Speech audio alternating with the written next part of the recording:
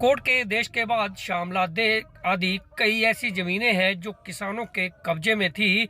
उनको कब्जे में लेने के लिए अब सरकार इन किसानों को नोटिस जारी कर रही है और इस बात को लेकर आज पूरे हरियाणा में किसान सड़कों पर उतरे और अपनी अपनी विधानसभा के विधायक को, चाहे वो सत्ता पक्ष का हो या फिर विपक्ष का, उनको ज्ञापन देने का काम किया। यमुनानगर में भी किसान आज पहले यमुनानगर के विधायक घनश्याम दास अरोड़ा के कार्यालय में पहुंचे। यहां उन्होंने विधायक की गैर मौजूदगी में वहां उपस्थित बीजेपी नेता को ज्ञापन सौंप दिया, जिसके बाद किसानों ने रुख किया शिक्षा मंत्री कंवरपाल गुर्जर के निवास स्थान की ओर। यहां पहुंचने से पहले ही पुलिस ने पुख्ता बंदोबस्त अग्रसेन चौक पर कर लिए थे। पुलिस को अनुमान था कि किसान आज फिर से धक्का मुक्की कर सकते हैं। ऐसे में बैरिकेड्स के साथ साथ किसानों को रोकने के लिए पुलिस ने मौके पर ही कंटीली तारें भी लगाई हुई थी।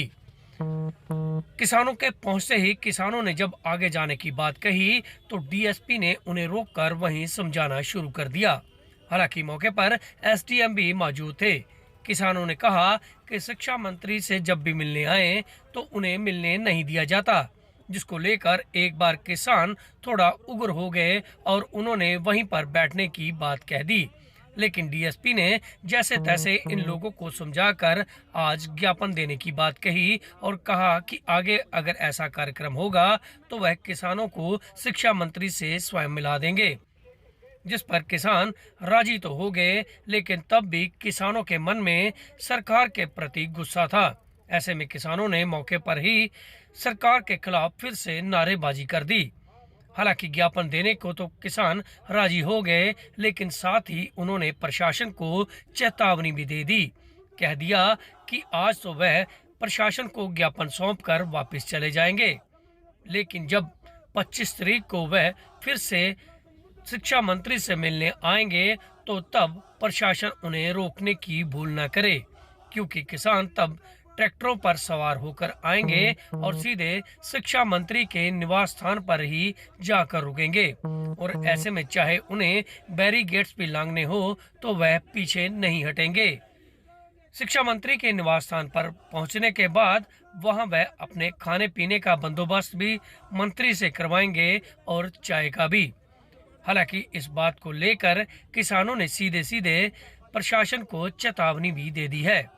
आज तो यह लोग ज्ञापन देकर चले गए हैं, लेकिन 25 तारीख को क्या फिर से किसानों और पुलिस के बीच में झड़प हो सकती है, जहां कोई बीच का रास्ता निकल सकता है, यह देखना बाकी है।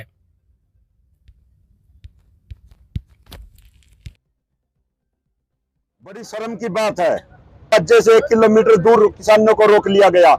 हम कोई लड़ने के लिए नहीं आए थे, हम भिड़ने के लिए नहीं आए थे, हम अपनी मांग पत्र लेकर आए थे। एक उम्मीद लेकर आए थे कि हमारे जिले का शिक्षा मंत्री है, यमुनानगर जिले से मंत्री है, हमारी बात को सुनेगा और विधानसभा में उठाएगा। लेकिन हमें बड़ा अफसोस हुआ कि हमारे को 1 किलोमीटर दूर रोक लिया गया। हर बार रोकते हैं, और भी एमएलए हैं और भी मंत्री है हरियाणा में। क्या सिर्फ कंवरपाल जी को खतरा है? क्या सिर्फ कंवरपाल को डर लगता है किसानों से? क्या इनकी वोट नहीं लेनी? कल दरवाजे पे आएंगे हमारे वोट लेने के लिए। अगर तब हमने ट्रैक्टर अपनी सड़क पर लगा दिए, तब अगले हमने अपनी ट्रालियों के गुंडे गलियों में निकाल दिए कुंडे, तब क्या करोगे? हम उम्मीद के साथ आए मंत्री साहब, ये मंत्री के काम नहीं होते दरवाजे पे ना आने दें। वोट लेने आप भी आओगे। और हमने आज ज्ञापन दिया, एसडीएम साहब ज्ञापन लेने के लिए आए। हम रिक्वेस्ट कर आदर करते हैं प्रशासन को, और हमने एसडीएम साहब को ज्ञापन दिया और साथ में साथ एक चेतावनी भी दी कि 25 तारीख को फिर हमारा अगला प्रोग्राम है। 25 तारीख को पक्का धरना लगेगा हर एमएलए के दरवाजे पर, और वो तब तक लगेगा जब तक कानून नहीं बनता, किसानों को उनकी जमीन नहीं मिलती। 25 तारीख को फिर आएंगे, फिर हम 1 किलोमीटर दूर नहीं रुकेंगे।